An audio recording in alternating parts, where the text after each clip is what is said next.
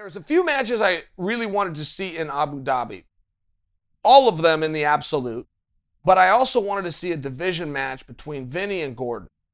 And both of them made it to the semifinals, and that match ended up not happening. I've got sour grapes about the way the Vinny match was scored. I believe it was misscored. In fact, as I say to you, I believe it was misscored. It was misscored. The rules are very clear on how you can secure a takedown. At any rate, Vinny did not advance into the finals. Gordon went on, won the whole thing. But that was a match that I wanted to see. So that's still a match that I think somebody in the grappling world needs to organize and get together and let those guys figure it out. But as Gordon went through and he comes to the absolute, wins that, which is really the ultimate prize of this entire championship, I do think that there is a lesson, and I really hope that other people are learning it. When you're looking at the greatest grappler alive, most guys would want to copy him, and they would want to do what he does, and that does not just mean his techniques and his sweeps and his arm bars and his chokeholds. They want to start to learn his philosophies. You know, I look back, and you guys are the same way, where to this day we have to hear about what a great fighter Bruce Lee was. Now, there's no evidence of that, and the reason there's no evidence is because he wasn't a great fighter and no evidence exists. However, he did have a philosophy, and he guessed, and it was an experiment, and nobody did it for another 40 years, but now here we are with mixed martial arts, and we're able to look back at things that Bruce Lee had said, and he was right. And really all that Bruce said was, if you're a karate guy, you don't have to be completely loyal to karate. It doesn't mean that you can't also go and learn some techniques from Taekwondo. Oh, and by the way, if you're doing Taekwondo, it doesn't mean that you need to ignore the lessons of judo or jiu-jitsu or wrestling or even Western boxing. Go and practice all the arts, steal one or two techniques from as many different disciplines as you can, and that is what a complete fighter would be. Now, at the time, that makes sense to you guys, but at the time that Bruce was saying this was very anti-philosophy of martial arts. A karate instructor did not want you and did not allow you, and if he found out you ever did, go train at a different gym, you're out. But that carried over to Taekwondo and Aikido and Judo and everything. That's the way it was. You picked one gym, one discipline, that's what it was. You put your skills against anybody else's skills. So Bruce was ahead on that, and the reason I tied this into Gordon is very unique in that he believes to be great at the sport of grappling, lo and behold, you need to grapple.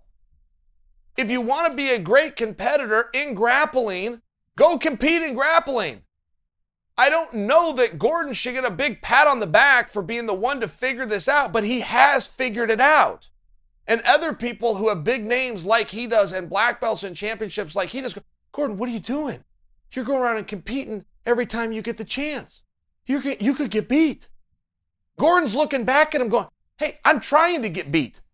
I'm going any weight class under any rules in any org. I'm trying to get somebody to expose me. I'm trying to get somebody to show me a new technique or a new strategy or a new position that I need to work on. And it's a very different philosophy when you have somebody who isn't only willing to put it on the line, but has absolutely no reservations about putting it on the line when confronted with the fact that they have a tough opponent and they could lose. A true competitor will go out and compete. Gordon is very young, and so much is made of that. Gordon's going in to take on Buchecha. Whatever the match is, and people, well, but he's young and he doesn't have the experience. That's not true. You're half right. He's young. He does have the experience. You go check any of the guys that Gordon beat to win a world championship, any of them, and you look at how many matches they've had in the last 24 months versus how many times Gordon Ryan stepped on the mat, slapped hands, and brought it on with anyone that's wanted to do it. And you will see the experience level is not even close. Not even close. They're not 3-1 against him. They're not 5-1 against him. He competes constantly. He looks relaxed out there. Well, he is a little more relaxed. He's done the weigh-in. He's done the travel. He's gone in the back. He's got the warm-up. He's walked out in front of people. He's shaking it. He put it on the line. And now he's a little bit more used to it. So he flows a little better. So when the tournament gets tough and it gets deep, and you got over an hour of competition, everybody's exhausted, he's used to it.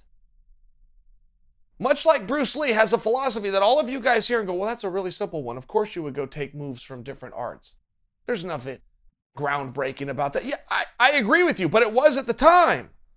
What Gordon Ryan is doing, he is the only guy doing it. He is the only guy in all of grappling that doesn't care about wins and losses. He prepares himself, he peaks his body so he can win world championships and major titles. I hope that the other guys start to learn from this. You can pretend you want to be great at something, or you can do what he does and go out and do it any chance you get, and lo and behold, he's great at something.